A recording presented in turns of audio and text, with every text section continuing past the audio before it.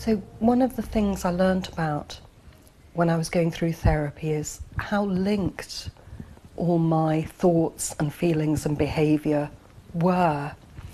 And an example I can give you of that is, it's a very common one, and I'm sure a lot of people can relate to it.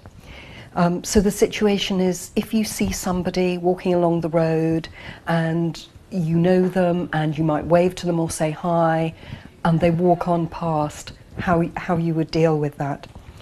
In the times when I was depressed, I would immediately feel shame because of that. I would think, oh, it's because I'm not a nice person, it's because I'm not a good person, they don't want to acknowledge me. I would feel ashamed, I would want to just get out of the situation as quickly as I could. Those things sound quite small, but because those thoughts and feelings were going on almost constantly for me, it did mean that I didn't really want to go out, even to go down to the shops, to do anything. I just wanted to stay at home where I was safe. So quite a small thing, with those thoughts and feelings linking together, it built up to something that felt very solid and real. And so I began to isolate myself quite a lot when I was depressed. One of the things that I also felt was that I wasn't deserving in any way. I wasn't worthy.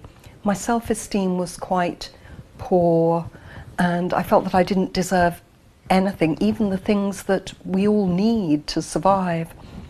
And I thought in my head that I didn't deserve to eat anything. I didn't deserve food. But of course my body needed it. So when I thought that, I felt that I couldn't possibly eat in front of anybody else. Because if I did, I feared they would challenge me and say, what do you think you're doing, eating that food, and want to take it away from me. So I developed a bit of an unusual behaviour of having to eat in private.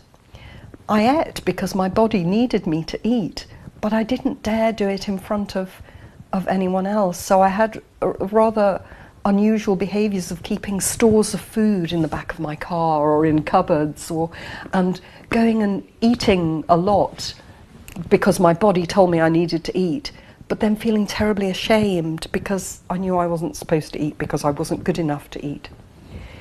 And it was very hard at first to see that as part of my depression, but on working through that and how all those feelings and thoughts and behaviour linked together, I began to see that it was a symptom of my very poor self-esteem, which was part of my depression.